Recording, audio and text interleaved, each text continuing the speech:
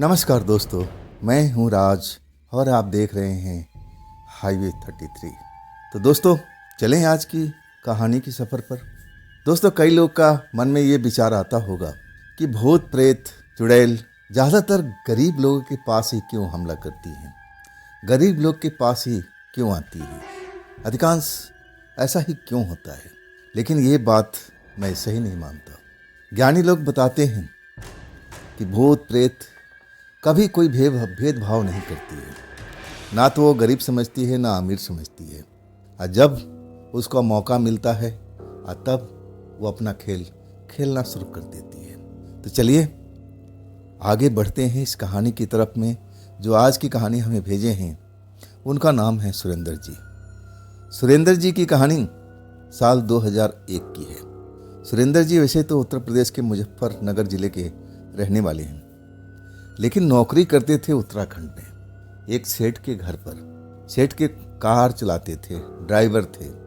तो चलिए उन्हीं की पॉइंट ऑफ व्यू से इस कहानी को हम आगे बढ़ाते हैं। दोस्तों, मेरा नाम सुरेंद्र है। मैं उत्तर प्रदेश का रहने वाला, मुजफ्फरनगर जिले का, और नौकरी की तलाश में उत्तराखंड गया था। अब मुझे नौकरी भी मिल गई थी। वैसे तो कुछ महीने तक मुझे दिक्कत परेशानी ज़रूर हुई, लेकिन जब एक सेठ के पास ड्राइवर की नौकरी खाली थी तब उन्होंने मुझे रख लिया था। सेठ को ज़्यादा अमीर नहीं थे और ठीक ठाक थे। उनकी एक छोटी सी फैक्ट्री थी और कुछ कल पुर्जा बनाया जाता था, और उसके बारे में मैं विशेष जानकारी नहीं रखता। लेकिन जब सेठ जी थे ना, उनका छोटा ही परिवार था। सेठ जी की उम्र लगभग 50-55 से ऊपर ही होगी। उनका एक बेटा और एक बहू, जिसकी नई नई अब शादी हुई थी बेटे की। छोटा परिवार था। सेठ जी की पत्नी का देहांत हो चुका था और एक बेटी थी जो अपने ससुराल में थी। ले दे के 3 ही लोग का परिवार था वो। जिस कोठी में रहते थे 3 ही लोग रहते थे, और मैं उसमें अब चौथा लोग आ चुका था, ड्राइवर बन करके। मेरे लिए सब कुछ, रहने वहने का सब कुछ, खाने पीने का सब व्यवस्था किया गया था। अब मेरा जो काम था, बड़े साहब को साथ में रहना। उनकी ड्राइवर था मैं। आज छोटे साहब जो थे ना, अब नई नई शादी हुई थी, तभी तो घूमना फिरना मौज मस्ती करना अपने पत्नी के साथ में वही कर रहे थे। ज़्यादा टाइम वो कोठी में रहते नहीं थे। अब इसके बाद मैं सेठ जी के साथ में फैक्ट्री जाना, और फैक्ट्री में कुछ देर गुजरने के बाद में कहीं अपने यार दोस्तों के साथ में मिलने वगैरह जाते थे। लेकिन इसके बाद वो अपने कोठी में आ जाते थे। ज़्यादातर समय उनका कोठी में ही बीतता था।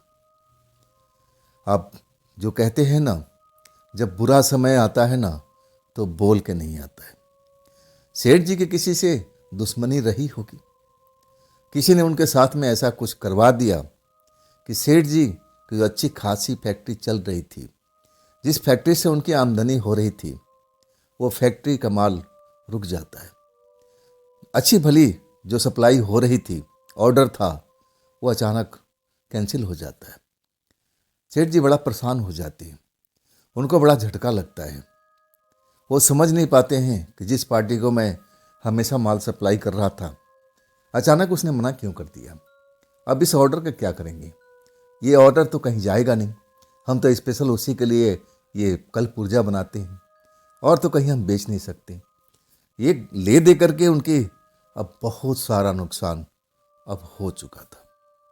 सदमा लग चुका था उनको। और सदमा जब लगता था ना, मैं उनका चेहरा देखता था। जो सदमा उनको बर्दाश्त नहीं होता था। पसीने पसीने में अब घिरे रहते थे, अपने आप कुछ बड़बड़ाते रहते थे। मैं तो ड्राइवर था, मेरा तो काम था ड्राइवरी करना। मैं उनके बीच में तो कुछ बोल ही नहीं सकता था, मेरा तो कोई अधिकार ही नहीं था। लेकिन मैं उनके बैक मिरर में बैठे हुए देखता था ना, जो उनका हंसता अब चेहरा, मुस्कुराता चेहरा था, वो तो हंसी कब की गायब हो चुकी थी। अब उसी चिंता में डूबे हुए थे। बीमार पड़ते हैं, और ऐसा बीमार पड़ते हैं कि एक बार जब खाट पर गिरते हैं ना तो दोबारा उठते नहीं हैं। उनके जो बेटा बहू थे, बहुत सेवा भाव करते हैं। हॉस्पिटल के चक्कर काटा जाता है, डॉक्टर भी घर पर बुलाया जाता है, इलाज होता है, और परेशानी अब घिर जाती है। लेकिन काफ़ी महीनों के बाद में उनका इलाज वगैरह करने के बाद भी उनकी जान नहीं बचती है। वो इस दुनिया के छोड़ के चली जाती हैं। अब जो सारी जिम्मेदारी थी अब उस लड़की पर पड़ गई, उनके बेटे पर, जिनको मैं भैया कहता था और उनकी पत्नी को मैं भाभी कहता था। अब सारी जिम्मेदारी तो भैया पर आ चुकी थी। उस फैक्ट्री को भी चलाना था, सब कुछ उनके जिम्मे था। लेकिन ऐसा कुछ पारिवारिक समस्या उनके साथ में थी नहीं, ना कोई बड़ा परिवार था। अपना बस ले दे करके वही फैक्ट्री थी जिसके ज़रिए से उनकी आमदनी होती थी, लेकिन उसमें नुकसान हो चुका था। भैया जो थे पढ़े लिखे थे, भाभी भी जो थी पढ़ी लिखी थी। उस नुकसान जो हुआ था उसका कारण ढूंढने में लग गए थे।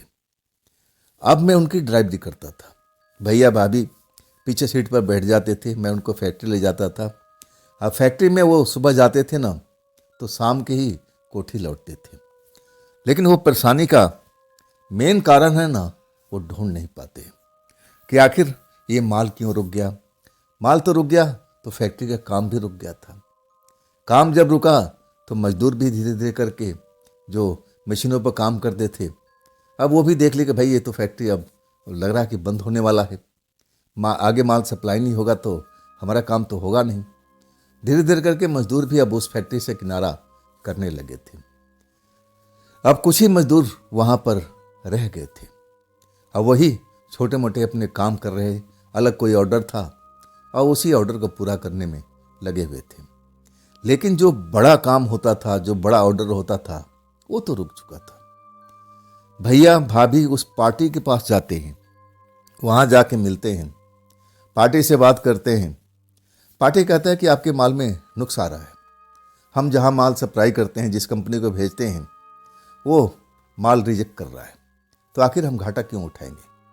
आपकी जो कंपनी में माल बनता है ना, सही ढंग से नहीं बन रहा है। या तो आपका कारीगर एक्सपर्ट नहीं है या फिर आपकी मशीनें खराब हो चुकी है। भैया उसी बीमारी को ढूंढ रहे थे कि नुक्स कहाँ पर है। फैक्ट्री में नुक्स है, मशीनों में नुक्स है, या हमारे कारीगर जो लापरवाही से काम करते हैं। और उस पार्टी ने बोला था कि अगर आप अच्छी माल बना कर दोगे तो फिर जैसे हम पहले माल लिया करते थे फिर आपसे लेंगे, हम दूसरी जगह पर क्यों जाएंगे। अच्छा भला आपसे रिश्ता चल रहा है। तो भैया उस कारण को अब अच्छी तरह से ढूंढने लगे। समझ में नहीं आ रहा था, मशीनें बिल्कुल ठीक ठाक थी और जो पुराने वर्कर थे जो काम कर रहे थे वो भी तो भरोसे के थे उनके पिताजी के टाइम में। समझ में नहीं आता है। अब ये जो काम है ना, अब ढूंढते रह जाते हैं, लेकिन कोई नुक्स उनको मिल नहीं पाता है।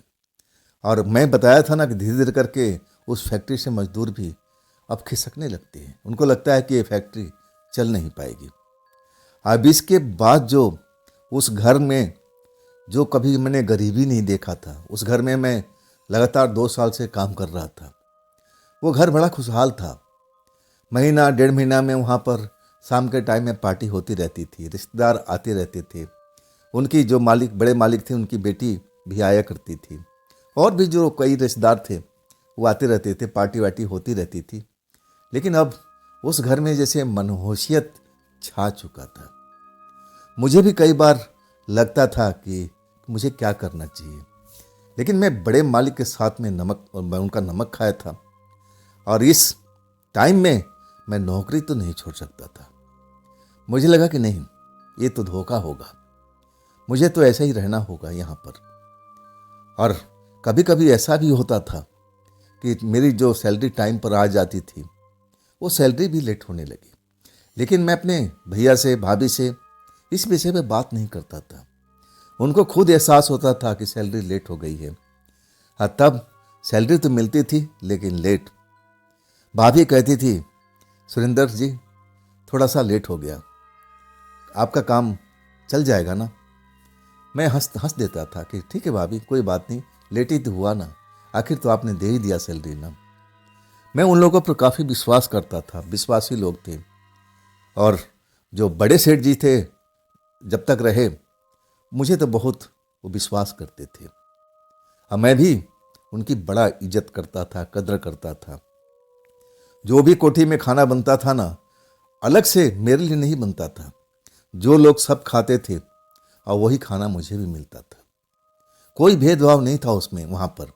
हाँ, मेरे रहने का कमरा थोड़ा अलग था, उस कोठी से अलग हट करके वो पहले ही से सर्वेंट क्वार्टर बना हुआ था। 3 सर्वेंट क्वार्टर था, लेकिन 3 बेकार में बना हुआ था, 2 तो खाली पड़ा रहता था और एक में मैं ही रहता था। पहले शायद वो घर खुशहाल था, इससे भी पहले था जब उनकी बेटी, बड़े मालिक की बेटी रहती थी। शायद और भी नौकर नौकरानी होंगे, लेकिन हालात के अब बिगड़ता गया या ना जाने क्या हुआ, फिर कोई नौकर नौकरानी थी ही नहीं। घर का काम वो लोग खुद ही करते थे। अच्छी बात है, करना भी चाहिए। अब मैं आता हूँ मेन मुद्दे पर। ये जो भैया जी थे ना, बड़ा ढूंढने लगे कि आखिर मामला कहाँ है, कहाँ पर मेरा माल बिगड़ रहा है, लेकिन कुछ समझ में नहीं आ रहा था। काम रुक सा गया था, काम चल नहीं पा रहा था। अगर काम ना चले तो पैसा कहाँ से आएगा? और ऊपर से कुछ लोन भी था, बैंक से लिए हुए थे, जो बड़े साहब थे, उनका भी ईएमआई भरना था, वो भी टाइम पर पूरा नहीं हो रहा था। तो बैंक वालों का भी प्रेशर आ रहा था कि आप लेट हो रहे हैं, इतना लेट हो चुके हैं, इतना फाइन लग रहा है। भैया ले दे करके बहुत परेशान थी, समझ में नहीं आ रहा था कि अब करे तो क्या करें। परेशानी मैं साफ उनको देख रहा था। भाभी भी जो हंसती रहती थी, मुस्कुराती रहती थी, उनके चेहरे पर भी अब वो हंसी मैं देख नहीं पा रहा था। भैया भाभी बिल्कुल शांत रहा करते थे, फैक्ट्री जरूर जाते थे और कुछ घंटे बिताने के बाद फिर मैं उनको कोठी पर ले आता था, और उसके बाद वो कहीं आते जाते नहीं थे। एक रात में जब सोया हुआ था ना, रात के करीब 11 के आसपास का टाइम था, और तब गाड़ी का एक हॉर्न गेट पर सुनाई देने लगा। जब हॉर्न सुना ना, तो मुझे लगा कि कोई इनका गेस्ट वगैरह आया होगा। अब कोई नौकर चाकर तो था नहीं, ना कोई सिक्योरिटी गार्ड था कि भाई जाके गेट खोले। मैं ही उस जगह पर करीब था, तो मुझे लगा कि चलकर देखना चाहिए आखिर कौन है। मैं उठ के जाता हूँ और गेट खोलता हूँ, फिर पूछता हूँ कि आप कौन हैं। तब कहते हैं कि तुम गेट खोल दो और साहब को जगा दो। ड्राइवर कहता है, और पीछे के सीट पर जब देखता हूँ ना, तो एक दाढ़ी वाला व्यक्ति जो काला टीका लगाए हुए, कुछ माला पहने हुए और काला कपड़े पहने हुए था, आराम से पिछली सीट पर और बैठा हुआ था। वो मेरे से कोई बातचीत नहीं करता है, ड्राइवर ही बात करता है कि जाकर साहब से जगा दो। नाम भी बताया कि ये साहब आए हैं। अब मैं क्या था, गाड़ी अंदर आ चुका था, गेट बंद कर चुका था। अब फिर भाभी जी के कमरे के पास पहुंचता हूं, घंटी बजाता हूं, तब भाभी जी नींद उनका खुल जाता है। अंदर से आवाज़ देती हैं, हाँ सुरेंद्र भैया कौन है? तब मैं बताता हूँ, तब भैया बाहर निकलते हैं। वो जो काला कपड़े वाला इंसान था ना, उसको ले जा कर के ड्राइंग रूम में बिठाते हैं, उसका चरण छूते हैं। मैं ये सब देखा था। शायद वो जो काले कपड़े वाले थे ना, मैं वहाँ पर खड़ा था, उनको खटक गया था। तब मेरे भैया से कहते हैं कि ये कौन है? तब कहते हैं ड्राइवर है। कहते इसका क्या काम, इसको बाहर जाने के लिए बोलो। दुख तो मुझे लगा था, तकलीफ तो मन में हुआ था। मुझे वो काले कपड़े वाले ने छोटा इंसान समझ लिया था। खैर मैं क्या कर सकता था, मैं ड्राइवर था, मेरी औकात ही यही थी। इसके बाद मन में थोड़ा गुस्सा तो जरूर आया।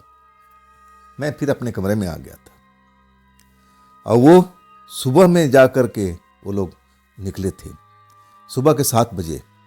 मतलब रात भर वो क्या कर रहे थे, मुझे तो लगा कि कोई तांत्रिक वांत्रिक हैं। जिस तरह से उनका वेशभूषा था ना, मुझे ऐसा ही लगा था। इसके बाद उस घर में उनका आना जाना शुरू हो गया था। और जब भी आते थे रात के टाइम में 10 बजे, कभी 11 बजे, और कभी कभी तो आधी रात को 12 बजे भी आते थे। अब पूरा रात उनका उसी कोठी में बीतता था, ना जाने क्या करते थे, क्या होता था। अब फिर सुबह में 6 बजे 7 बजे उनकी कार निकल जाती थी। अब मज़े की बात थी, काला कपड़े पहनते थे, और इनकी जो गाड़ी का रंग था ना, वो भी काला ही था। मैं पूछना तो चाहता था भैया से, भाभी से, कि ये सब घर में अब चल क्या रहा है, कौन है ये, क्या करने आते हैं। लेकिन मेरी, कहा जाता है ना, मैं ड्राइवर व्यक्ति था, मेरी इतनी औकात नहीं था कि मैं उनसे पूछूं। मैं चुपचाप रह जाता था। अब इसके बाद 2-3 महीना तो मैंने उनको हर हफ्ते में, कभी हफ्ते में 2 बार, कभी महीने में 1 बार, ऐसे तो मैं आते जाते देखा। लेकिन जब भी आते थे ना, रात को आते थे। वहाँ कुछ पूजा पाठ चल रहा था। मुझे कुछ खुशबू, जैसे जलाने की खुशबू होती है ना, धूप दीप जलता है, कभी कभी ऐसा मुझे खुशबू महसूस होता था। मुझे लगा कि भैया कोई पूजा पाठ करा रहे हैं, ग्रह नक्षत्र शायद भैया का खराब चल रहा है, वो तो देख ही रहा था। मुझे लगा कि ग्रह नक्षत्र का शांत करने में लगे। चलो अच्छी बात है, इसी तरह भैया के काम चलने लगे, मुझे तो बड़ा खुशी होगी। इसके बाद वो आना बंद कर दिए थे। एक दूसरे लोग उन्हीं की तरह, लेकिन वो कपड़ा जो पहनते थे ना, काला नहीं, आम जैसे हम लोग पहनते हैं कपड़ा, हर तरह के कपड़ा पहन के आते थे। और वो टीका अलग प्रकार का लगाते थे, सफ़ेद जो चंदन वाला होता है उसमें लाल पीला करके ऐसे टीका लगाते थे। वो भी उस घर में आते थे, लेकिन रात के टाइम में नहीं, वो दिन के टाइम में आते थे। कुछ घंटा वो बिताते थे वहाँ पर। भैया भाभी से बातचीत होता था, ना जाने किस विषय पर बात होता था, और उसके बाद वो चले जाते थे। फैक्ट्री तो लगभग बंदी हो चुका था। कुछ ही लोग बचे हुए थे जो काम कर रहे थे, और बाकी लोग तो अब उस फैक्ट्री को छोड़ करके चले गए थे। अब भैया पर बैंक का लोन का प्रेशर, मार्केट से भी कुछ उधार लिया हुआ था बड़े साहब ने। अब वो कर्जे वाली भी भैया को बड़ा प्रेशराइज कर रहे थे, तंग कर रहे थे, कोठी तक आ जाते थे। उनके लोग आकर के अब धमकाते भी थे भैया भाभी को कि हमें इतने टाइम तुम्हें वक्त दे रहा हूँ, हमारा पैसा लौटा दो। भैया भाभी उनको ले जाते थे, ड्राइंग रूम बिठाते थे, ना जाने क्या बात होती थी। अब फिर वो लोग चले जाते थे। बड़ा मुश्किल भरा अब सफ़र उनका हो रहा था, मैं देख रहा था। और मेरी भी सैलरी अब लटकने लगी थी। 2 महीना, 2.5 महीना, 3 महीने के बाद मुझे अब सैलरी मिलती थी, और वो भी थोड़ थोड़ करके। मेरा भी मन खट्टा हो चुका था। मुझे लगा कि क्या करूं, कोई दूसरी नौकरी की तलाश करूं। मुझे लगने लगा कि नहीं, जब तक भैया भाभी खुद नहीं बोलेंगे कि सुरेंद्र तुम अब चले जाओ, तब तक मैं इनका साथ नहीं छोड़ूंगा। बड़े साहब का मुझ पर बहुत एहसान है। मैं जब भी उनसे पैसा मांगता था, एक बार मेरी माँ की तबीयत खराब थी, मेरी माँ की बहुत हालत ख़राब थी। उस टाइम ने बड़े साहब ने मेरी मदद की थी, मेरे साथ में गए थे, हॉस्पिटल में गए थे जहाँ माँ भर्ती थी। डॉक्टर को बोले कि पैसे की चिंता मत करना, जितना हो मैं देने के लिए तैयार हूँ, बस सुरेंद्र के माँ बचनी चाहिए। और उसके बाद से मैं अब उनकी इज्जत और करने लगा था। इसी वजह से मैं उस घर पे रुका हुआ था। मेरा मन तो कई बार खट्टा हुआ था, लेकिन मैं अपने आप को रोक दिया था कि नहीं, बड़े साहब का एहसान है, मैं ऐसे इस घर को छोड़ के नहीं जा सकता। हाँ, भैया भाभी कोई बोल दे कि हाँ सुरेंद्र अब तुम्हारी ज़रूरत नहीं है, तो बात अलग थी। मैं थोड़ा दिक्कत में ज़रूर रहता था, परेशानी में ज़रूर रहता था। जब टाइम पर सैलरी नहीं मिलती थी तो मन खट्टा भी होता था, लेकिन मैं रुका रहा। अब उसके बाद वो पंडित, मैं उनको पंडित ही बोल सकता हूँ, जो दिन में आते थे टीका पाना ऐसे करके, उनके गले में भी कुछ रुद्राक्ष की माला देखता था। ना जाने भैया भाभी बात क्या करते थे। चलो उनका भी आना बंद हो चुका था। अब फिर उस घर में ना तो पहले वाले तांत्रिक और ना दूसरे नंबर वाले पंडित जी, वो भी नहीं आते थे। हाँ, लेकिन प्रेशराइज बैंक का कर्जे वाले वो जरूर आते थे। अब आने के बाद में भैया भाभी का चेहरा उदास हो जाता था, परेशानी में घिर जाते थे। अब मैं भाभी की आंखों में आंसू भी देखता था। अब बेचारी वो डर भी जाती होगी, सहम भी जाती होगी, और कर्जा तो कर्जा है, चुकाना ही है। अब कोई दूसरी आमदनी तो थी नहीं। भाभी अच्छे घर की थी, उनका जो मैका था, उनके पिता थे अच्छे, अब उनका परिवार था, पैसे वाले थे, तो वो लोग शायद भाभी का मदद किया करते थे कि चलो अभी हम मदद कर देते हैं, शायद ये अपने पैरों पर खड़ा हो जाए। मुझे तो यही लगता था कि जो भी पैसा कौड़ी आता था भाभी के मायके से आता था, उनका पिताजी लेके आते थे। हाँ, तभी इनका घर परिवार और जो फैक्ट्री में कुछ मजदूर रह गए थे, उनका वेतन वगैरह, मेरा वेतन वगैरह ये लोग दे पाते थे।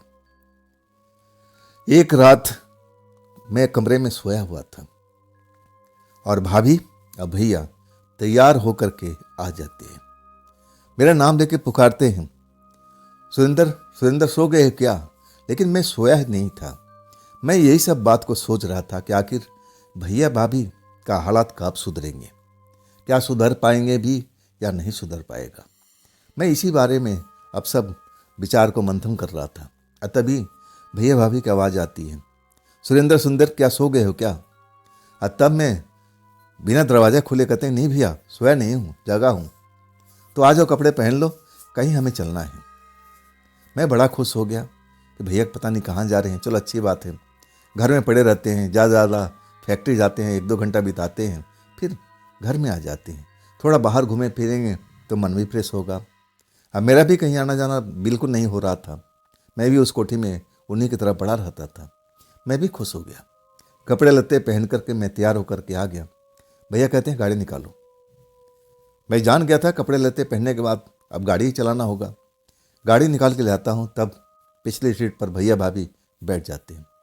भैया से मैं पूछता हूँ कि भैया कहाँ चलना है। तब कहते हैं कि चलते रहो, मैं रास्ता बता दूंगा, तुम ये रोड पकड़ लो, इसके बाद चलते रहना, लंबी दूरी है, मैं जब आएगा तो मैं बता दूंगा, तुम चिंता मत करो, बस चलते रहो। हाईवे पकड़ लिया था। इसके बाद भैया बता ही दिए थे कि चलते रहो चलते रहो। अब मैं वही चलते रहा था। आखिरकार रात का 1 बज चुका था। जब 1 बज गया था ना, और वो जो जगह थी ना, शहर से काफ़ी दूरी पर थी। बिल्कुल सुनसान इलाका अब हुआ पड़ा था। जिधर देखो उधर खेत और बगीचे। अब ऐसे ही कुछ दृश्य अब गांव के इलाके में दिखते हैं, और क्या दिखना है। दूर दूर तक ऐसे ही सब दृश्य नजर आ रहा था। चांदनी रात थी और भैया अचानक बोलते हैं, सुरेंद्र अब आगे एक पेड़ आएगा, बड़ा सा पेड़ है दाहिनी साइड में। पेड़ के पास में एक छोटा सा मंदिर है। उसी मंदिर के बगल से एक रास्ता दाहिनी साइड को मुड़ता है, उसी रास्ते पर ले लेना और सीधा चलते रहना। मैं वैसे ही करता हूँ। उस मंदिर के पास मैं आने के बाद में वह ग्रामीण वाली सड़क थी। अब हाईवे की तरह, मेन रोड की तरह तो थी नहीं। सड़क पतली वगैरह थी, लेकिन ठीक ठाक थी। उसी रोड पर मैं चलने लगता हूँ। आगे चलने के बाद सड़क और पतली होने लगती है, लेकिन ठीक ठाक थी। मेरी गाड़ी तो आराम से निकल रही थी और मैं स्पीड ज़रूर कम कर दिया था। मैं भैया से पूछता हूँ कि भैया और कितना आगे जाना है। और तब भैया कहते हैं, चलते रहो, अभी तो दूरी काफ़ी है। मतलब हम मेन रोड से कम 12-13 किलोमीटर का सफ़र गांव वाले सड़क पर कर लिए थे। चांदनी रात थी और तब मैं बाहर अच्छी तरह से देख पा रहा था। दाहिने बाएं आगे तो हेडलाइट की जितनी रोशनी पड़ती थी वो तो चमकती ही थी। वैसे ही इलाका था, देहात क्षेत्र था। हर तरफ पेड़ पौधे, खेत खलिहान, यही सब नजर आ रहे थे। आखिरकार दूर एक गांव नजर आता था, जहां पर रोशनी मुझे दिखाई दे रही थी। लेकिन हम उस गांव तक गए नहीं। उससे पहले ही भैया बोलते हैं कि अब बाईं साइड में एक सड़क आने वाली है, उस पर मोड़ लेना। भैया कब आए थे इस क्षेत्र में मुझे तो पता नहीं। भैया कब आए थे, इस क्षेत्र के बारे में इनको जानकारी इतना कैसे है। मैं वही करता हूँ, बाएं साइड में मोड़ लेता हूँ। और तब कुछ ही दूर चलने के बाद में भैया कहते हैं, बस आप रोक लो, हम आ गए हैं। मैं बाहर देखता हूँ, मुझे कोई घर, कोई ऐसा चीज़ जहाँ पर भैया जा सकते हैं, ऐसा मुझे कुछ नहीं दिख रहा था। तो भैया किससे मिलने के लिए आए हैं, इतनी रात को आखिर जा कहाँ रहे हैं। मुझे चिंता हो रही थी, भैया की और भाभी की भी। मैं रह नहीं पाया, बोली पड़ा, भैया ये तो जगह बड़ा सुनसान दिख रही है, आसपास में कोई गांव भी नहीं है, ना कोई बस्ती है, ये कौन सी जगह पर हम लोग आ गए। तब भैया कहते हैं, सुरेंद्र तुम गाड़ी में बैठे रहना, हम जा रहे हैं, थोड़ा टाइम जरूर लगेगा और तुम गाड़ी से बाहर मत निकलना, ये जगह कुछ ठीक ठाक नहीं है, हम जा रहे हैं, कुछ देर जरूर टाइम लगेगा और हम आ जाएंगे, तब तक तुम गाड़ी में आराम करो। मेरी सवाल का जवाब नहीं दिए थे। भैया भाभी उतर जाते हैं और इसके बाद एक पगडंडी थी, उसी पगडंडी पर वो चल पड़ते हैं। मैं उनको जाते हुए देखता हूँ। मैं गाड़ी से उतरता नहीं हूँ, जैसे भैया ने कहा था वैसे ही मैं किया था। वो पगडंडी पर चलते जा रहे हैं। अगर चांदनी रात नहीं होती तो मैं शायद उनको देख भी नहीं पाता। और आगे जाकर के अब झाड़ियाँ थी, अब उसमें जाकर के भैया नज़र नहीं आते। कहाँ गए, झाड़ियों के आगे में कोई घर था, कोई बस्ती थी, मुझे ऐसा ही लगा था। अब मैं क्या करूं, भैया तुम मना किए थे। मैं गाड़ी में बैठे रहता हूं, आधा घंटा पौन घंटा, और मैं कब तक गाड़ी में बैठूं। मैं गाड़ी से उतर जाता हूं, इधर उधर टहलने लगता हूं। मैं कोई नशा तो करता नहीं था, ना कोई मुझे ऐसा कुछ हैबिट थी। मैं इधर उधर टहलने लगता हूं। वो जगह मुझे कुछ ठीक नहीं लग रही थी। आसपास में कुछ डरावनी आवाज़ें मुझे सुनाई दे रही थी, जैसे गिद्दड़ रो रहे हों। ऐसी आवाज़ें सुनकर के डर तो लगता ही है, और वो भी आधी रात को। मैं सोच रहा था कि भैया भाभी जल्दी से आ जाएं। ये कौन सी जगह पर आ गए हैं, ये तो जगह बहुत डरावनी है। हमें तो इस जगह पर कोई बोले तो मैं तो अकेले कभी नहीं आऊँगा। मैं ऐसा ही अपने मन में सोचता हूँ। इधर उधर अब सब देखने लगता हूँ, लेकिन वहाँ पर कोई था ही नहीं, कुछ ऐसा चीज़ ही नहीं था कि मैं अपना समय पास कर सकूँ। जिधर देखो पेड़ झाड़ियाँ खेत ऐसे तो मुझे नज़र आ रहे थे। आखिरकार झाड़ियों के पास में जिधर भैया गए थे उधर हलचल होने लगी। और तब मैं देखता हूँ कि भैया आगे चल रहे हैं, अब पीछे पीछे भाभी भी है, और उनके पीछे कोई और भी है। तब मैं जल्दी से कार में आकर के अपनी ड्राइविंग सीट संभाल लेता हूँ। भैया आते हैं, भाभी आती हैं, और उनके पीछे एक आधा कपड़ों में, मैं आधा कपड़ों में ही कह सकता हूँ, लुंगी टाइप का कपड़ा पहने काले रंग का एक बाबा मुझे दिखाई देते हैं। अपने शरीर पर भस्म मले हुए, और ऐसे ही लग रहा था, पगड़ी उगड़ी बांधे हुए। और वो कहते हैं आप टेंशन मत लो, भैया से कहते हैं कि जो होना था वो तो हो चुका है, अब आगे की बारी है, हमें इस चीज़ को सुधारनी है, और जो मैंने आपको काम बोला है वैसे ही आपको करना है। देख लेना सब कुछ सही हो जाएगा, आप चिंता मत करो, मैं हूं ना आपके साथ में। अब इसके बाद वो बातचीत बंद हो जाती है। भैया भाभी पिछली सीट पर बैठ जाते हैं। भैया कहते हैं सुरेंद्र गाड़ी मोड़ लो, अब चलो कोठी चलते हैं। और तब तक जब तक मैं गाड़ी मोड़ता हूँ और जब तक मैं चलने लगता हूँ तब तक वो बाबा, मैं बाबा ही बोल सकता हूँ। शरीर पर भभूत जैसे लगा रखे थे, चेहरे पर मल रखे थे, तो कोई बाबा ही होंगे। और इसके बाद मैं आगे की तरफ चलता हूँ, और तब तक मुझे उसी जगह पर खड़े हुए दिखाई दिए, जब तक मैं आगे दूर तक नहीं निकला है। मैं बैक मिरर में देख रहा था। मैं पूछना चाहता था कि ये बाबा कौन थे और आप यहाँ पर किस लिए आए थे, लेकिन मैं नौकर आदमी था ना, ड्राइवर था। मैं पूछने तो जरूर चाहता था, लेकिन मैं हिम्मत नहीं जुटा पाता। मुझे लगा कि नहीं, अब इनके बात में दखल नहीं देना चाहिए, ये लोग बुरा मान जाएंगे। बड़े मालिक की कुछ और बात थी, वो समझदार थे, इनसे हमारा अब ऐसा कोई घनिष्ठता रिश्ता नहीं था जितना बड़े मालिक के साथ में था। नौकर और मालिक का अब बात थी। मैं चुप रह जाता हूँ, कुछ नहीं बोलता हूँ, और वो लोग भी मुझे कुछ नहीं बताते हैं कि हम यहाँ पर किस लिए आए थे। इसके बाद सफ़र करते हुए हम घर पहुँच जाते हैं, और कुछ दिन तक बिल्कुल सामान्य सा चलता है, सब कुछ नॉर्मल सा होता है। ना तो उस घर में कोई बाबा आते हैं, ना ऐसा मैं कुछ चीज़ देखता हूँ। भैया भाभी साथ में ही जाते थे फैक्ट्री में, वहाँ पर जो सुपरवाइज़र लोग थे उनसे बात करते थे, कुछ और चीज़ें मशीनों के बारे में पूछते थे, जाते थे, जो छोटा मोटा माल बन रहा उनकी जांच परख करते थे। लेकिन जो बड़ा ऑर्डर था ना, जो कैंसिल हो चुका था, और नया ऑर्डर अभी उनको कुछ मिला नहीं था। अब बड़ा परेशानी में फैक्ट्री बंद होने की कगार पर थी, जैसा मैं देख पा रहा था। कुछ ही मजदूर रह गए थे। शाम के करीब 3 बजे की बात थी जब भैया कहते हैं चलो अब कोठी चलते हैं। मैं भैया भाभी को अब लेके कोठी में आ जाता हूँ, और जब मैं गाड़ी पार्किंग में करने जाता हूँ तब भैया आवाज़ देते हैं सुरेंद्र अंदर ड्राइंग रूम में आकर के इंतज़ार करना, कुछ बात है। मैं वैसा ही करता हूँ, मैं ड्राइवर व्यक्ति हूँ। अब वहाँ तो घर में कोई नौकर चाकर भी नहीं था, खाना पीना सब भाभी बनाती थी। कभी साग सब्जी मुझसे मंगवा लिया करती थी, दूध वगैरह मैं ला करके सुबह सुबह दे देता था। छोटे मोटे काम मैं खुद ही कर देता था, और कभी कभी मैं बाहर लॉन का सफाई भी कर देता था। अंदर का काम तो खुद भाभी किया करती थी। कभी नहीं बोला था कि सुरेंद्र भैया ये काम कर दो, किचन में आके थोड़ी मदद करवा दो, कभी उन्होंने नहीं बोला था। मैं ही कभी कभी बोल देता था कि भाभी मैं आपकी कुछ मदद कर दूं, तब हंसते थे कि अरे नहीं नहीं, मैं काफ़ी हूँ, और इतना कोई ज़्यादा काम भी नहीं है। जब मैं ड्राइंग रूम में जाता हूँ ना, तो शाम को वही 3 साढ़े 3 का वक्त था।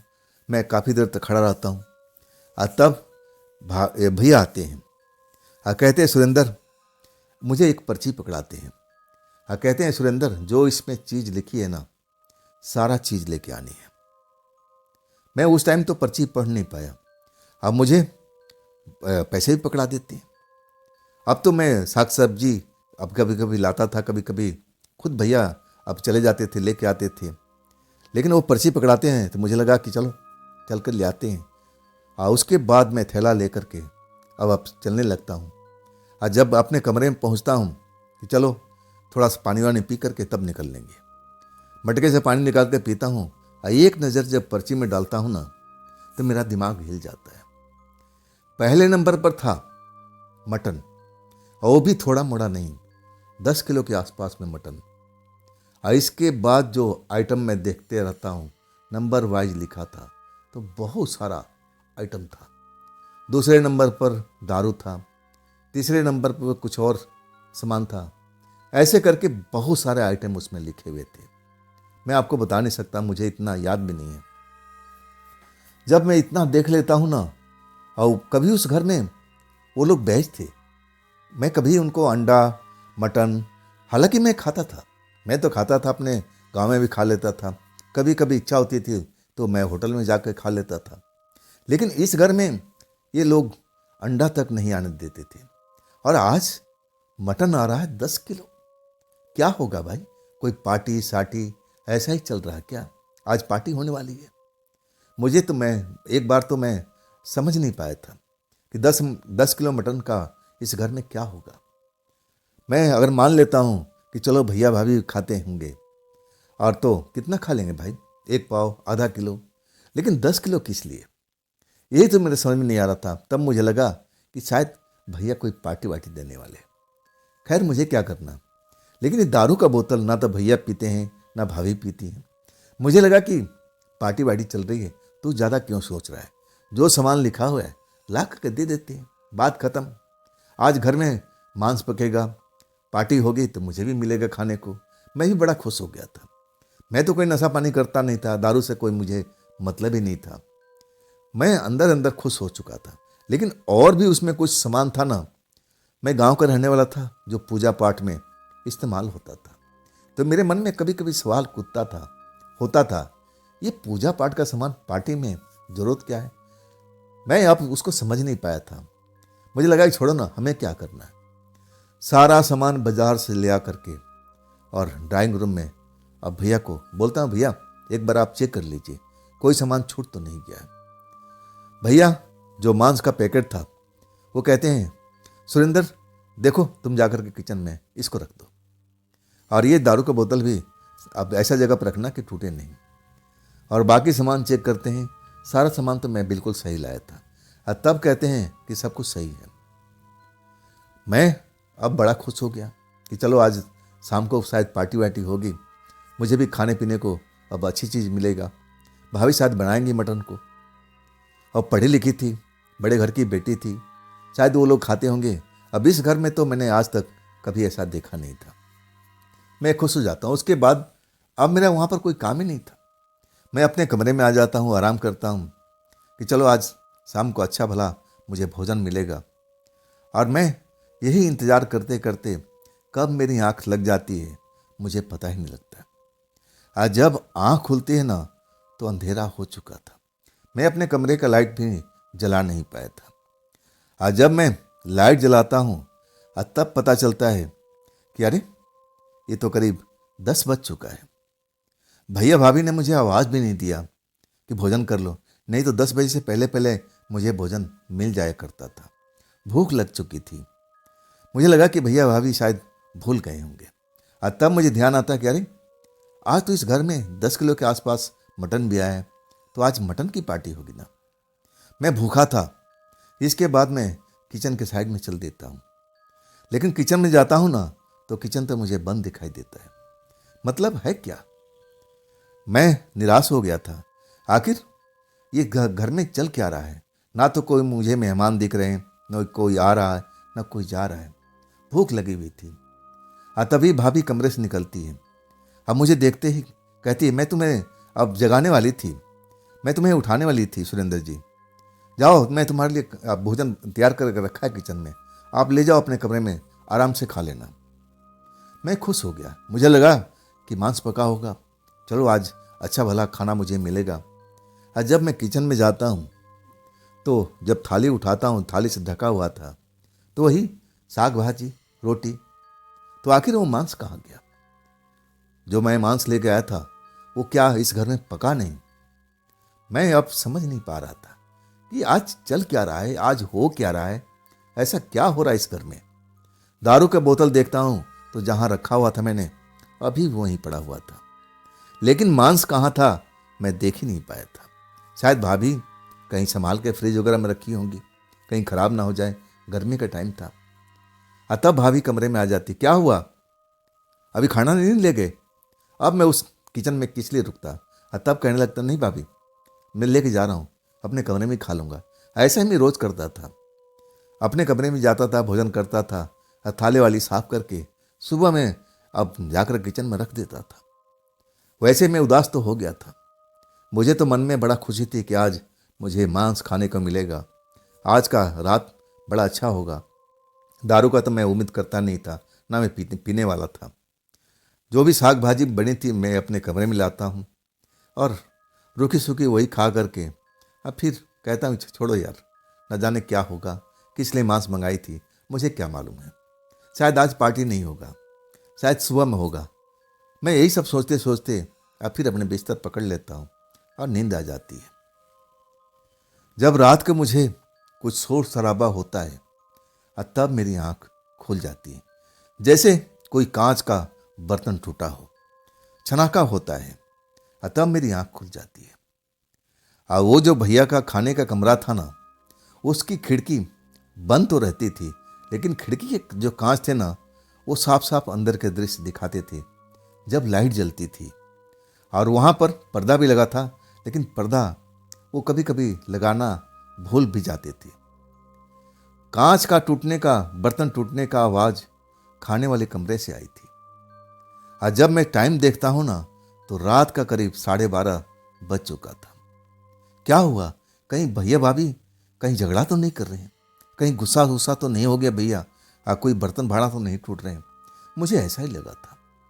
मेरा दिल धक से हो गया, कहीं भैया भाभी आपस में लड़ तो नहीं रहे। मुझे ऐसा ही लगा था उस वक्त में। मैं जाना तो चाहता था, लेकिन मैं रुक गया कि भाई, पति पत्नी के बीच की बात में अब मैं ठहरा नौकर आदमी, मुझे इस घर में अब उनके बीच में पड़ना नहीं चाहिए। मैं अपने आप को रोक लेता हूँ, लेकिन फिर कांच टूटने की आवाज़ आती है ना, तब मैं अपने आप को रोक नहीं पाता हूँ। उनके कमरे की तरफ नहीं जाता हूँ, खाने के रूम की तरफ जो दरवाज़ा था मेन, उस तरफ नहीं जाता हूँ। ये आवाज़ खाने के कमरे से ही आ रही थी। खिड़की थी, मेरे सामने ही खिड़की थी। अब मैं उस खिड़की के पास जाता हूँ। अंदर में रोशनी जल रही थी, साफ साफ मुझे कांच से नजर आ रहा था। पर्दा जो था अंदर से लगा हुआ नहीं था, खुला हुआ था, तभी मैं साफ साफ देख रहा था। इसके बाद जो मैं देखता हूँ ना, मेरी आंखों पर विश्वास नहीं हो पा रहा था। मैं जो देखता हूँ कि वहाँ पर 3 इंसान शरीर बैठा हुआ था कुर्सी पर, खाने के टेबल पर, और उनके आगे में बड़ा सा जैसे बर्तन रखा हुआ था और उसमें कच्चा ही मांस रखा हुआ था। आसपास में अब दारू की बोतलें जैसे सजा के रखी हुई थी और वो दारू पी रहे थे और बोतल को तोड़ रहे थे। उनमें से तो 2 तो इंसान यानी मर्द जैसे अब मुझे दिखाई देते, मैं उनका चेहरा देख नहीं पाया था। अब उनका जो चेहरा था दूसरी तरफ में था, लेकिन एक औरत थी, उसकी भी कद काठी बहुत मजबूत लग रही थी, खुले हुए बाल थे, बड़ा सा सर था उसका। वो भी ऐसा ही कर रही थी। वो कच्चे मांस को खा रहे थे और दारू को पी रहे थे। और जब दारू की बोतल खत्म हो जाती थी तो जमीन पर, फर्श पर पटक के तोड़ देते थे और उसी की आवाज़ मेरे कमरे तक जा रही थी। और उस कमरे में ना तो भैया थे और ना भाभी थे। मैं समझ में नहीं आ रहा था कि कौन से मेहमान है भाई जो इतनी रात को आए हैं। और सबसे बड़ी बात थी कि कच्चा मांस कौन खाता है भाई, इंसान तो खाता नहीं है, तो ये लोग क्यों खा रहे हैं। मैं समझ नहीं पा रहा था। तभी उस औरत का जैसे शक हो गया हो कि जैसे उनको कोई देख रहा हो, वो खिड़की की तरफ अपना चेहरा करती है। और जैसे चेहरा करती है ना, और जैसे मैं उसका चेहरा देखता हूँ ना, मैं तो इतना डर जाता हूँ कि मुझे लगा कि मैं ज़मीन पर गिर जाऊँगा। वो औरत मुझे देखी कि नहीं देखी, लेकिन मैंने उसका चेहरा अच्छी तरह से देख लिया था। बड़ी बड़ी आंखें उसकी, बड़ा सा मुंह था उसका, खुला हुआ मुंह, जिसमें मांस का टुकड़ा अभी भी फंसा हुआ था। उसको चबा रही थी। शायद उसको एहसास हुआ कि कोई खिड़की से उसको देख तो नहीं रहा था। तभी अपना गर्दन घुमा करके देखती है। तब तक मैं अपने आप को नीचे कर लिया था। मेरे शरीर का रक्तचाप बढ़ चुका था, दिल की धड़कन बढ़ चुकी थी। मैं जोर जोर से जैसे कांप रहा था। ऐसा लग रहा था कि अब क्या होगा, अब क्या होगा। तभी एक आवाज भारी सुनाई पड़ती, जैसे कोई किसी को निर्देश दे रहा हो, जैसे भारी आवाज में कोई कह रहा हो, उधर क्या देख रहे हो, खाना खाओ। भारी आवाज थी। मेरी हिम्मत नहीं हो रही थी कि मैं अपने गर्दन उठा करके उस खिड़की में दोबारा देखूं। वो भयानक चेहरा मैं कभी भूल ही नहीं पाता था। मैं इस तरह जमीन पर बैठा रहा, उकड़ू बैठा रहा। हाँ, मैं डरा हुआ था, डरी हुई हालत में था। मुझे लगा कि शायद उस औरत ने मुझे देखा नहीं है। ये औरत है कौन, इतनी भयानक? ये भई भाभी की मेहमान है? ये कौन है भाई जो कच्चा मांस को खा रही है, वो भी इतना सारा मांस, 10 किलो का मांस, और खाने वाले 3 व्यक्ति, और दारू के बोतल कई थे। एक बार दारू की बोतल पी करके वो जमीन पर पटक के तोड़ देते थे। ये है कौन लोग? मैं डरी हुई हालत में था। मैं धीरे धीरे अपने आप को छुपाते हुए मैं दोबारा उस खिड़की में देखना नहीं चाहता था, क्योंकि एक ही बार में उस औरत का चेहरा देख करके मैं कांप गया था। इंसान तो कभी हो ही नहीं सकती थी। इतना भयानक चेहरा इंसान का होता ही नहीं है। सबसे बड़ी बड़ी उसकी आंखें थी, इतनी बड़ी बड़ी आंखें इंसान की होती नहीं। इतना बड़ा सा मुंह इंसान का होता नहीं है। इंसान कच्चा मांस खाता नहीं है। मैं डर गया था। मैं अपने आप को छुपते छुपाते अपने कमरे में पहुंच जाता हूँ, और जैसे ही दरवाज़ा खोलने की कोशिश करता हूँ, तभी 2 हाथों से मैं जैसे कोई मुझे खींच लेता है। जैसे मुझे कोई खींचता है ना, मैं पलट कर देखता हूँ तो वही औरत थी जिसको मैं खाना खाते हुए देखा था खाने के कमरे में। वो तो कब दबे पांव मेरे पास में आ गई थी। शायद उसको एहसास हो चुका था कि मैंने उसको खाते हुए देख लिया है, और मैं चीखने लगता हूँ। और वो औरत मुझे खींच करके जैसे हवा में चक्कर की तरह घुमाने लगी थी। मैं चीखने लगता हूँ, भाभी भाभी, भैया भैया, मुझे बचाइए भैया, मुझे बचाइए भैया। और तब तक वो मुझे घुमा करके चक्कर खिलाते हुए और फूलों के क्यारी की तरफ उछाल दिया था। मैं धड़ाम से गिरता हूँ। शुक्र था कि फूलों की क्यारी थी, नरम मिट्टी थी। एक दिन पहले मैं उसमें पानी दिया था। चोट तो लगती है, लेकिन कपड़ा पूरा मिट्टी से सन जाता है, मेरा चेहरा मिट्टी से सन जाता है। मेरी आवाज़ शायद भाभी तक पहुंच गई थी, भैया तक पहुंच गई थी। वो लोग दरवाज़ा खोलते हैं, दरवाज़ा खुलने का आवाज़ भी आती है। तब मेरा नाम लेकर पुकारते हैं, सुरेंद्र, सुरेंद्र तुम कहाँ हो, सुरेंद्र कहाँ हो। तब मैं उठता हूँ, अपने पीछे देखता हूँ कि वही औरत अभी भी मेरे दरवाजे पर, जो मेरा कमरा था, वहाँ पर खड़ी हमें घूर रही थी। एक तो मैं था और दूसरे भैया भाभी थे। जैसे ही भैया भाभी उस औरत को देखते हैं ना, मेरा हाथ पकड़ते हैं और अंदर की तरफ खींचते रहते हैं, अंदर चलो, अंदर चलो, अंदर चलो। वो भी लोग डर जाते हैं। हम तीनों भैया भाभी कमरे में आ जाते हैं। मेरे तो हालत खराब है। भैया कहते हैं, तुम्हें बाहर निकलने क्या जरूरत थी सुरेंद्र? अगर तुमने देख भी लिया तो तुम अपने कमरे में चले जाती। मैं तो उनसे कई सवाल पूछना चाहता था कि ये लोग कौन हैं, ये कर क्या रहे हैं, कच्चा मांस क्यों खा रहे हैं, ये आपके खाने के कमरे में आए कैसे, क्या आपके ऐसे मेहमान होते हैं? लेकिन मैं खुद ही डरा हुआ था। मेरे दिल की धड़कन बढ़ी हुई थी। मुझे चक्कर पर चक्कर आ रहा था। मैं चोटिल था। मुझे उस औरत ने इतने चक्कर खिला दिए थे और मुझे घुमा करके फेंक दिया था। शुक्र था कि कोई पक्की जगह नहीं थी, ना तो मेरा तो काम तमाम हो जाता। मैं तो डरा हुआ था, एकदम मेरी बोलती बंद हो चुकी थी। भैया भाभी से कह रहे थे कि तुम्हें सुरेंद्र को बता देना चाहिए था। क्या तुमने बताया नहीं था सुरेंद्र को? ऐसा कुछ हम लोग कर रहे हैं। भाभी कहने लगी, ना मैं भूल गई थी, बताना ही भूल गई थी, ये मेरी गलती है। तब जो भैया थे अब मुझे कहने लगे, सुरेंद्र तुम शांत हो जाओ, शांत हो जाओ, तुम्हारा कुछ नहीं होगा, हम सब संभाल लेंगे, सब संभाल लेंगे। मैं शांत तो हो गया, लेकिन डरा हुआ था। कौन थे ये लोग?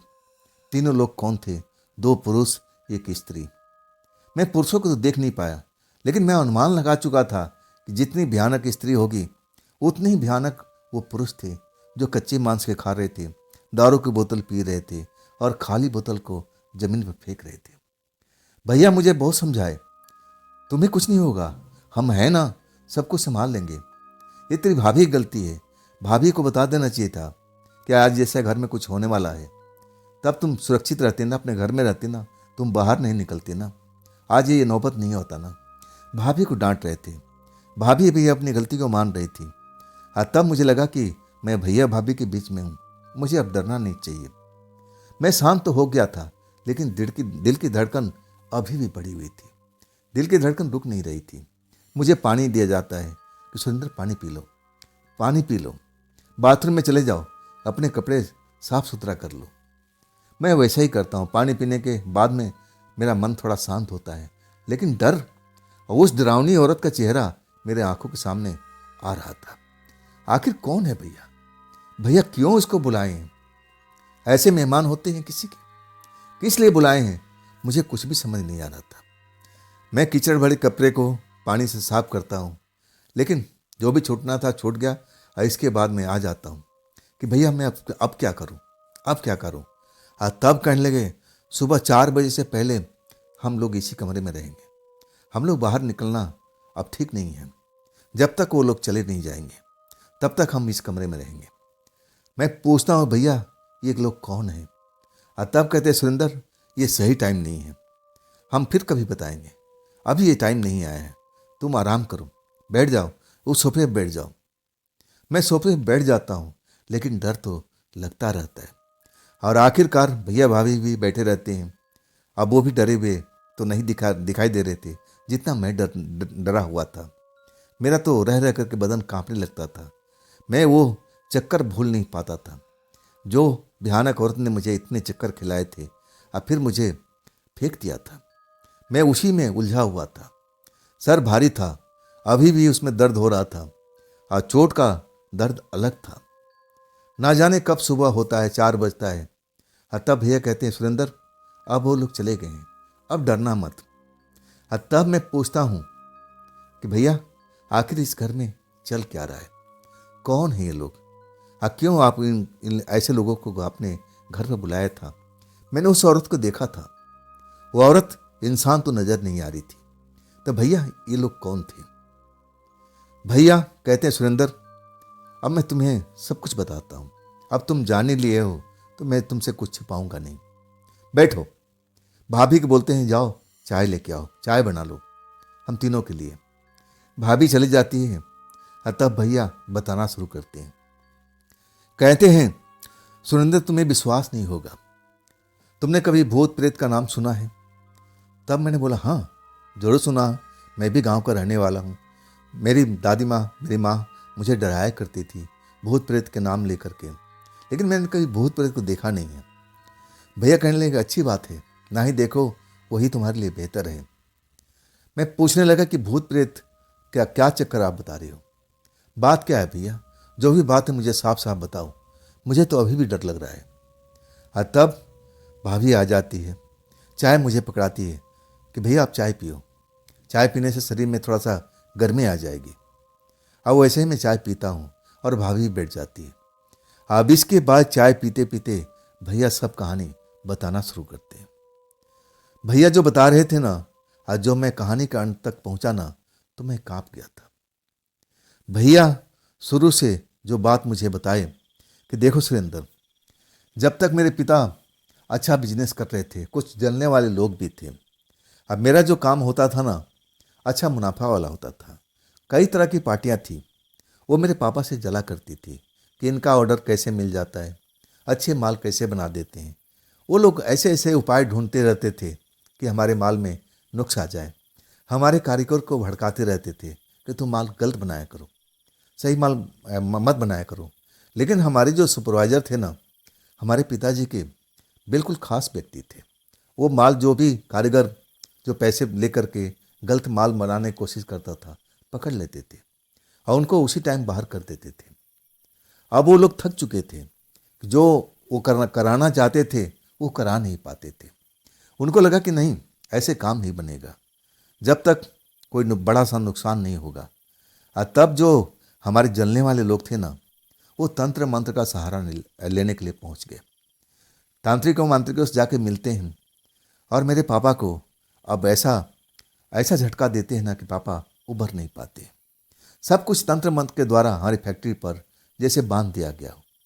फैक्ट्री बांध दी गई हो मंत्र की शक्ति से। जो भी उसमें माल बन रहा हो, वो सुपरवाइजर भी अब उसको बारीकी से देखते हैं, परखते हैं, लेकिन पकड़ नहीं पाते।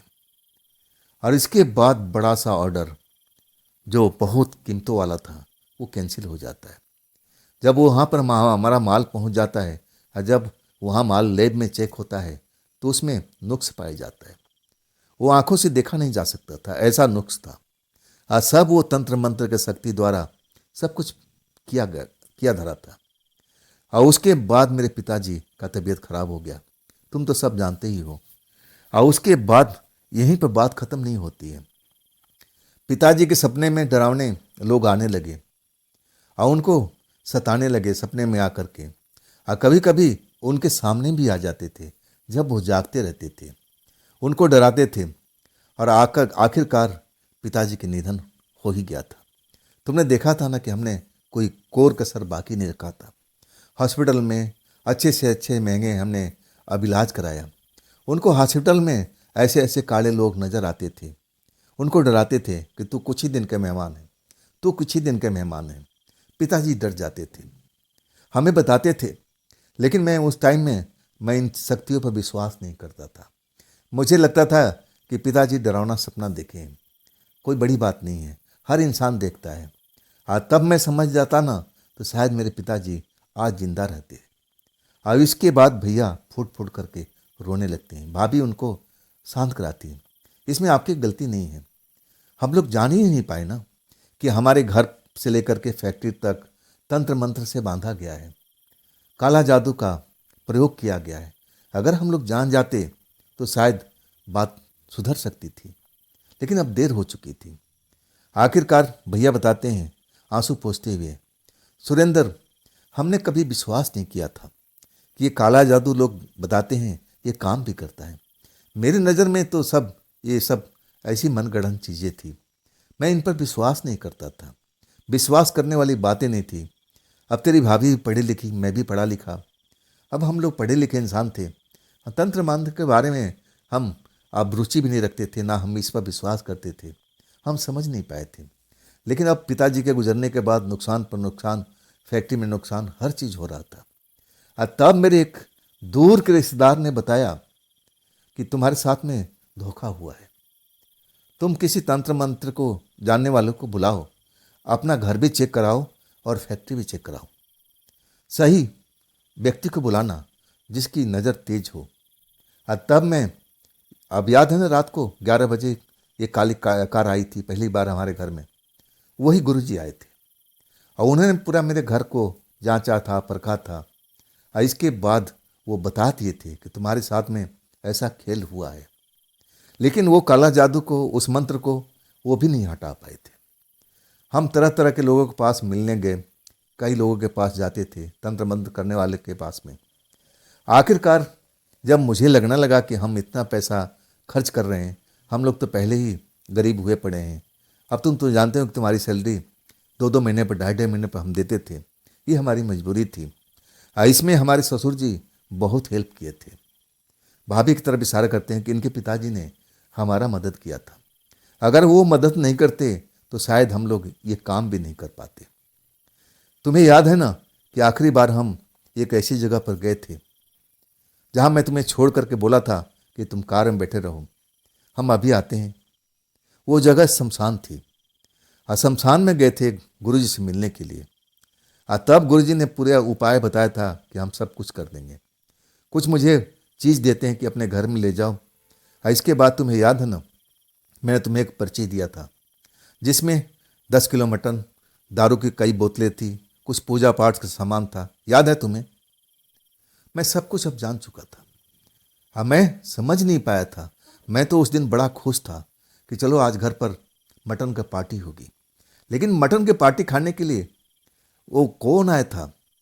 वो इंसान नहीं थे। इंसान जैसे दिखते थे, लेकिन वो प्रेत आत्मा थे जो वो काला जादू को काटने के लिए आए थे। और आखिरकार ऐसा ही होता है। वो काला जादू अब कट चुका था और उसके बाद से फैक्ट्री सुधरी, लेकिन टाइम जरूर लगा था। पैसा कौड़ी का मदद भाभी जी के पिताजी ने किया था और इसके बाद वो घर सुखी परिवार हुआ था, लेकिन बहुत वक्त लगा था। मैं उसके बाद 2 साल तक उस जगह पर काम किया था और वाकई में उस घर में अंडा तक नहीं जाता था। मटन तो दूर की बात थी। अगर वो पूजा पाठ नहीं करना होता उस दिन, तब शायद उस घर में मटन भी नहीं आता, ना दारू भी आता। वो विशेष मेहमान के लिए थे। लेकिन वो 2 मेहमान मैं आज भी उनको जान नहीं पाया था कि उनकी शकल सूरत कैसी होगी। एक अंदाज़ा जरूर लगा था कि जैसी औरत थी। और औरत मेरे पर नाराज़ क्यों हो गई थी? मैंने इस बात को भैया से पूछा था और तब कहने लगे थे कि वो साधु बाबा ने, जो गुरुजी थे शमशान वाले, उन्होंने बताया था, सब कुछ बताया था कि सब कुछ तैयारी करके, और वो कुछ मंत्र भी बताए थे, उसका मंत्र को पढ़ के आह्वान करना, खाने का टेबल पर सब कुछ सजा देना। और उनके पास तुम कभी जाने की कोशिश मत करना। अगर जाओगे तो उनको बुरा लगेगा, फिर तुम्हारे साथ में कुछ बुरा भी कर सकते हैं। उनसे बचना। उस जगह पर जब तक उनका खाना खत्म ना हो जाए और तब तक उस कमरे में आसपास में जाने की जरूरत मत करना। मैंने तुम्हारे भाभी से कहा था कि सुरेंद्र को बता देना कि अपने कमरे से बाहर ना निकले। यहाँ पर एक विशेष पूजा का आयोजन हम लोग कर रहे हैं। लेकिन भाभी तुम्हारी भूल गई थी। भाभी कह रही थी, भैया मुझसे गलती हो गई, मुझे माफ़ कर दो। तो ये थी आज की कहानी सुरेंद्र जी की भेजी हुई। ये कहानी आपको कैसी लगी कमेंट में ज़रूर बताइएगा। हाँ दोस्तों, अगर आपके पास भी ऐसी कोई घटना है, कोई अपनी आप बीती है जो आप मुझ तक भेजना चाहते हो, तो आप मुझे इंस्टाग्राम पर, मेरे व्हाट्सएप नंबर पर, मेरी मेल आईडी पर अपनी कहानी को आप मुझे शेयर कर सकते हो। और दोस्तों, मेरी बहुत सारी कहानियाँ हैं जो शायद आप तक पहुँच नहीं पाई हैं। वो भी कहानियाँ आप ज़रूर देखिएगा। मेरे चैनल पर ज़रूर जाइए और उस कहानियों को, जो मेरी पुरानी कहानियाँ हैं, वो भी आप ज़रूर देखिएगा। बहुत सारी हैं, उसमें भी बहुत आपको आनंद आएगा। तो दोस्तों, फिर हम मिलते हैं एक नई कहानी के साथ में कल की रात, इसी समय पर, इसी चैनल पर। आप लोग अपना ख्याल रखिएगा। नमस्कार।